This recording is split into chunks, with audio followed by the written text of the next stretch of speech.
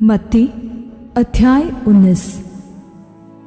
जब यीशु ये बातें कह चुका तो गलील से चला गया और यहूदिया के प्रदेश में यरदन के पार आया, और बड़ी भीड़ उसके पीछे हो ली और उसने उन्हें वहां चंगा किया। तब फरीसी उसकी परीक्षा करने के लिए पास आकर कहने लगे, क्या हर एक कारण से अपनी पत्नी को त्यागना उचित है? उसने उत्तर दिया, क्या तुमने नहीं पढ़ा कि जिसने उन्हें बनाया उसने आरंभ से नर और नारी बनाकर कहा, इस कारण मनुष्य अपने माता पिता से अलग होकर अपनी पत्नी के साथ रहेगा और वे दोनों एक तन होंगे। अतः वे अब दो नहीं परंतु एक तन है। इसलिए जिसे परमेश्वर ने जोड़ा है उसे मनुष्य अलग न करे।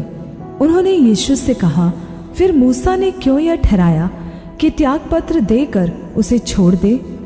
उसने उनसे कहा, मूसा ने तुम्हारे मन की कठोरता के कारण तुम्हें अपनी पत्नी को छोड़ देने की अनुमति दी, परंतु आरंभ में ऐसा नहीं था।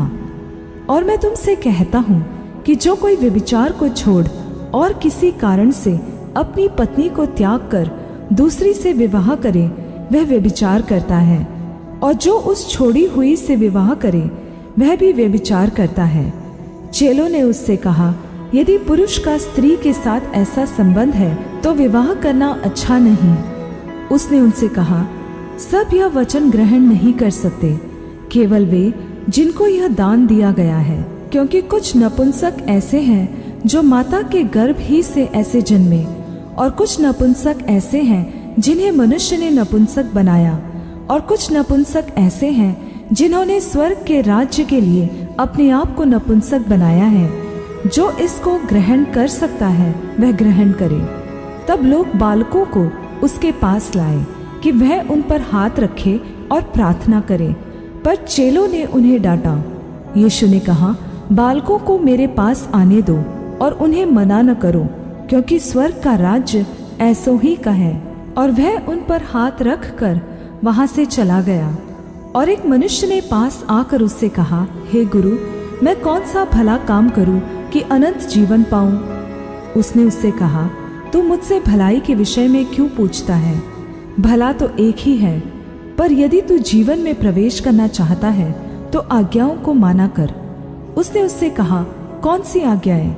यीशु ने कहा, यह कि हत्या न करना, व्यभिचार न करना, चोरी न करना, झूठी गवाही न देना, अपने पिता और अपनी माता का आदर करना, और अपने पड़ोसी से अपने समान प्रेम रखना। उस जवान ने उससे कहा, इन सब को तो मैंने माना है, अब मुझ में किस बात की कमी है? यीशु ने उससे कहा, यदि तू सिद्ध होना चाहता है तो जा, अपना सब कुछ बेचकर गरीबों में बांट दे, और तुझे स्वर्ग में धन मिलेगा, और आकर मेरे पीछे हो ले। परंतु वह जवान यह बात सुन उदास होकर चला गया, क्योंकि वह बहुत धनी था। तब यीशु ने अपने चेलों से कहा, मैं तुमसे सच कहता हूँ कि धनवान का स्वर्ग के राज्य में प्रवेश करना कठिन है। फिर तुमसे कहता हूँ कि परमेश्वर के राज्य में धनवान के प्रवेश करने से ऊंट का सुई के नाके में से निकल जाना सहज है। यह सुनकर चेलों ने बहुत चकित होकर कहा, फिर किसका उद्धार हो सकता है? यीशु ने उनकी ओर देखकर कहा, मनुष्यों से तो यह नहीं हो सकता, परंतु परमेश्वर से सब कुछ हो सकता है। इस पर पतरस ने उससे कहा, देख, हम तो सब कुछ छोड़ के तेरे पीछे हो लिए हैं, तो हमें क्या मिलेगा?